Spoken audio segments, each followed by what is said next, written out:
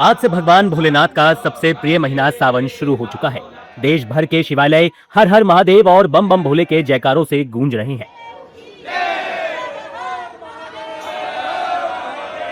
सुबह से ही जुबा पर भोले के जयकारों के साथ श्रद्धालु भगवान शिव के चरणों में पहुंच रहे हैं। जल, दूध, बेलपत्र, धतूरा और भांग अर्पित कर भक्त अपने आराध्य से सुख, समृद्धि और मंगल की कामना कर रहे हैं। सावन की पहली सुबह काशी विश्वनाथ धाम में भी श्रद्धा का अद्भुत दृश्य देखने को मिला। मंगला आरती के बाद जैसे ही बाबा विश्वनाथ के कपाट खुले, श्रद्धालुओं की लंबी कतारें दर्शन के लिए उमड़ पड़ी। बोल शंकर भगवान की, काशी विश्वनाथ की, ओम नमो पार्वती पते हर हर महादेव। हम अमृतसर से आए हैं, हमें नहीं पता था यहाँ पे आना कैसे, हमें कुछ नहीं पता। हमें 1 वीक पहले तैयारी हुई है और इनका बुलावा आ गया, हम आ गए। आज सावन का पहला दिन है, आज हमारे भोलेनाथ जी का आगमन हुआ है। अभी 1 महीने तक आगमन रहेगा और काशी में ऐसे ही अभी तो कुछ भीड़ नहीं लगा है, ऐसे भीड़ लगता रहेगा। मुख्यमंत्री योगी आदित्यनाथ ने भी बाबा विश्वनाथ के दर्शन पूजन कर प्रदेशवासियों के सुख समृद्धि की कामना की। काशी की गलियां, घाट और मंदिर परिसर हर तरफ शिव भक्ति का अद्भुत वातावरण नजर आया। गाजियाबाद के ऐतिहासिक दुर्गेश्वरनाथ मंदिर में सुबह से ही शिव भक्तों का तांता लगा रहा। वहीं एटा के प्रसिद्ध कैलाश मंदिर में सावन मेले का शुभारंभ हुआ, जहां दूर दराज से आए श्रद्धालुओं ने जलाभिषेक किया। उधर लखनऊ के मनकामेश्वर महादेव मंदिर में भी भक्तों ने भोलेनाथ का अभिषेक कर उनका आशीर्वाद लिया। यहाँ आए, भोले बाबा की बहुत कृपा है, श्रद्धा है, इसीलिए हम लोग सब लोग आए हैं जल चढ़ाने के लिए। बच्चे भी मन्नत थी कि कांवड़ लेके चले, इसीलिए हम लोग भोले बाबा के दरबार आए हैं कांवड़ चढ़ाने के लिए। सावन का तो महत्व ही कुछ अलग ही है। सावन की जितनी वर्णन की जाए मैं अपने शब्दों से बयान नहीं कर सकती हूँ।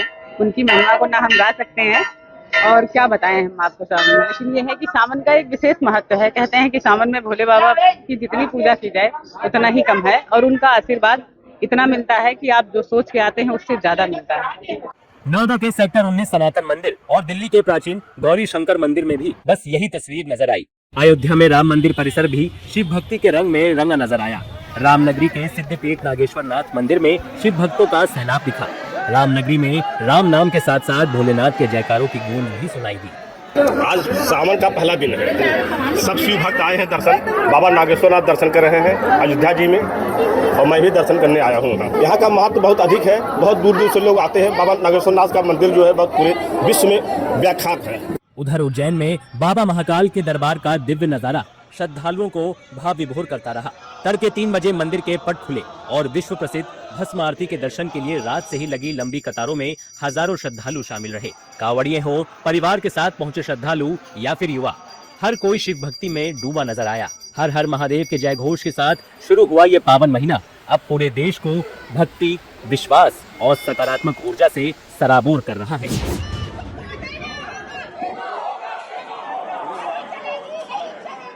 अयोध्या राम मंदिर चढ़ावा चोरी पर सियासी संग्राम बढ़ता जा रहा है। आज संसद परिसर में सपा समेत कई विपक्षी सांसदों ने जोरदार प्रदर्शन किया और बीजेपी सरकार के खिलाफ जमकर नारेबाजी की।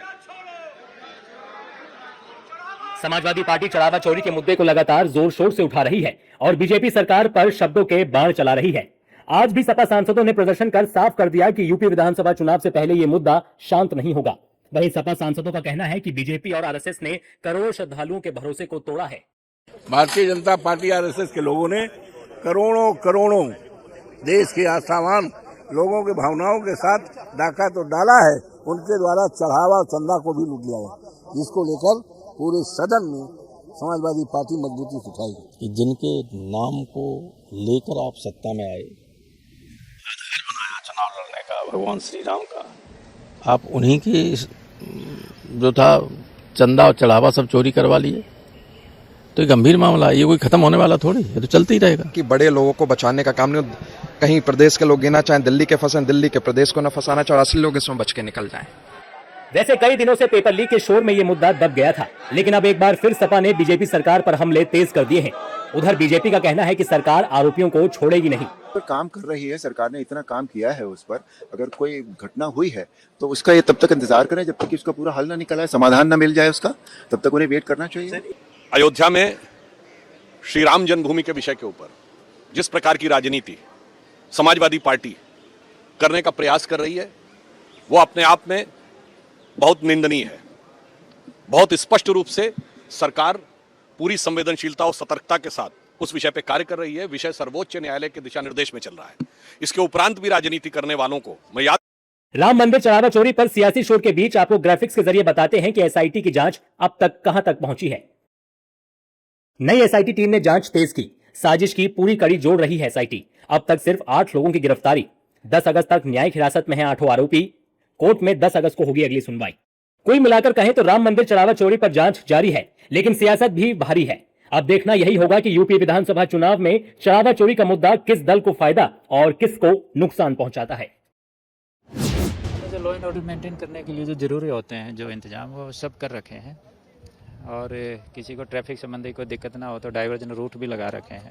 उनको न्यूज़पेपर, सोशल मीडिया में हमने उनको प्रसारित भी किया है।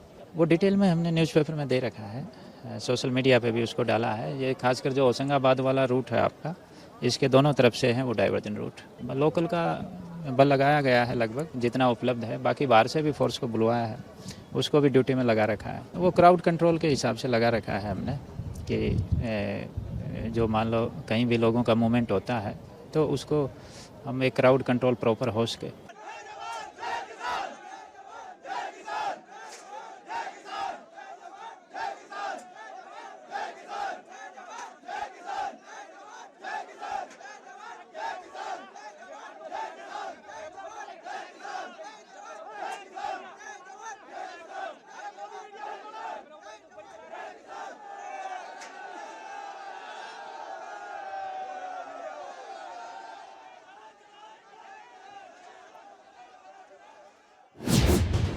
ईरान और अमेरिका का युद्ध रोकने की जगह अब फैलता हुआ दिखाई दे रहा है। सऊदी की इस युद्ध में एंट्री हो गई है। हालांकि सऊदी ने सीधे ईरान पर हमला नहीं किया, बल्कि उसने ईरान को उकसाने का प्रयास किया है। हाल ही में सऊदी और अमेरिका की एयरफोर्स ने इराक में ईरान की प्रॉक्सी गुटों पर जोरदार हमला किया, जिससे ईरान भड़का हुआ है और उसने सऊदी को सख्त चेतावनी दी है। ईरान के विदेश मंत्रालय ने अमेरिका और सऊदी अरब पर इराक में किए गए हमलों को लेकर कड़ी प्रतिक्रिया दी है। मंत्रालय ने कहा कि इन कार्रवाइयों का मकसद पश्चिमी एशिया में युद्ध और संघर्ष को और फैलाना है। भारत में ईरान के दूतावास ने सोशल मीडिया प्लेटफॉर्म एक्स पर पोस्ट कर लिखा, ईरान, अमेरिका और सऊदी अरब की ओर से इराक के कई इलाकों में किए गए आक्रामक हमलों की कड़ी निंदा करता है। इन हमलों में इराक की आधिकारिक संस्थानों से जुड़ी सुविधाओं और जगहों को निशाना बनाया गया। साथ ही अरबिंद तीर्थ यात्रा के जुलूसों यानी मावाकिब और तीर्थयात्रियों की सेवा के लिए बनाए गए केंद्रों पर भी हमले किए गए। ये हमले इराक की राष्ट्र संप्रभुता और उसकी क्षेत्रीय अखंडता का खुला उल्लंघन है। ये संयुक्त राष्ट्र चार्टर के अनुच्छेद 2 खंड 4 और अंतर्राष्ट्रीय कानून के बुनियादी सिद्धांतों का भी साफ तौर पर उल्लंघन करते हैं। ये कार्रवाई अमेरिका और ज़ायोनी शासन के उन उद्देश्यों के अनुरूप है जिसका मकसद पश्चिमी एशिया में युद्ध और संघर्ष को और फैलाना है। ईरान के विदेश मंत्रालय ने आगे कहा, इन आक्रामक कार्रवाइयों में कई निर्दोष इराकी लोगों की मौत पर ईरान अपनी संवेदना व्यक्त करता है। साथ ही वो इराक की सरकार और जनता के साथ ईरान के इस्लामी गणराज्य के पूरे समर्थन और एकजुटता को दोहराता है। वो इन खतरनाक, अमानवीय और उकसाने वाली कार्रवाइयों के लिए युद्ध को बढ़ावा देने वाले अमेरिकी शासन और क्षेत्र में उसके सहयोगियों को पूरी तरह जिम्मेदार मानता है। इन हमलों के गंभीर परिणामों की जिम्मेदारी भी उन्हीं की होगी। बता दें कि इराक के पॉपुलर मोबिलाइजेशन फोर्सेस ने दावा किया है कि अमेरिका और सऊदी अरब के हवाई हमलों में उसके 20 लड़ाके मारे गए हैं, जबकि 32 अन्य घायल हुए हैं। पीएमएफ ने बताया कि इन हवाई हमलों में इमारतों, वाहनों और सैन्य उपकरणों को भी अलग अलग स्तर पर नुकसान पहुंचा है। जानकारी के लिए बता दें कि पॉपुलर मोबिलाइजेशन फोर्सेस, जैसे अल हशद, अल शाबी भी कहते हैं, ये इराक का एक आधिकारिक सरकारी सुरक्षा बल और अर्धसैनिक बलों का संगठन है। इसकी स्थापना 15 जून 2014 को आईएसआईएस से मुकाबला करने के लिए शिया मिलिशिया समूहों को मिलाकर की गई थी। वर्ष 2016 में इराक की संसद ने एक कानून पारित कर इसे आधिकारिक सरकारी बल का दर्जा दिया था। अच्छा लग रहा है क्योंकि मेडल जीतने के बाद अच्छा लगता है, क्योंकि हमारे को भी जो भी मेरे पीछे हैं छोटे बड़े बहन भाई, और अच्छा लगता है देखने से, क्योंकि दिमाग में यही था क्योंकि देश के लिए मेडल लेके आए। दिमाग में यही था मेडल लेके आए। जैसे स्टडी थी कोच की, बोला ना वो लास्ट 400 पुश करना है, मान के ओके कोच लास्ट जैसे उसने बोला उस हिसाब से मैं करता हूँ। अगर तो क्या सर, फादर खेती करते हैं, अभी बड़े भाई है वो भी जॉब कर रहा है, छोटे वाला बीच में से बड़ा है वो घर पे रह रहा है। क्योंकि देखते हैं अच्छा लगता है। मैं क्या फादर को थोड़ा अब अच्छा लगता है, क्योंकि बाहर आते हैं, 2 गांव के बंदे आते हैं, पूछते हैं कि कहाँ है, कैसे है बच्चा, ठीक है अच्छा है, पूछता हूँ तो मेरे फादर को खुशी होती है। क्योंकि कोई मैसेज उनको देना चाहते हैं? भारत सरकार ये है कि जितना हम कंटिन्यू ट्रेनिंग कर रहे हैं, एफ आई बहुत सपोर्ट करती है हमारी साई हो गई, सेंट्रल गवर्नमेंट हो गई, हमारी आर्मी स्पोर्ट इंस्टीट्यूट पुणे है, जितनी हमारी इतनी सपोर्ट कर रही है। क्योंकि जिस सपोर्ट नहीं हमारे को मिलेगी नीचे से तो क्योंकि वो इतना नहीं हो पाएगा सर। कंटिन्यू ट्रेनिंग में बाहर भेज रही है, हमारी कोलोराडो स्प्रिंग में कंटिन्यू ट्रेनिंग भेज रही है, अच्छा हो रहा है हमारे लिए। खेलों को बढ़ावा तो मोदी सरकार यही है कि सर कंटिन्यू हर एथलीट के ऊपर खर्चा कर रही है, हर गवर्नमेंट हमारी इतनी सपोर्ट कर रही है हर एथलीट को। पहले मैंने तो देखा नहीं क्योंकि बताते हैं पहले कम मेडल आते हैं, अब कंटिन्यू मेडल आ रहे हैं हर सिंह। Last year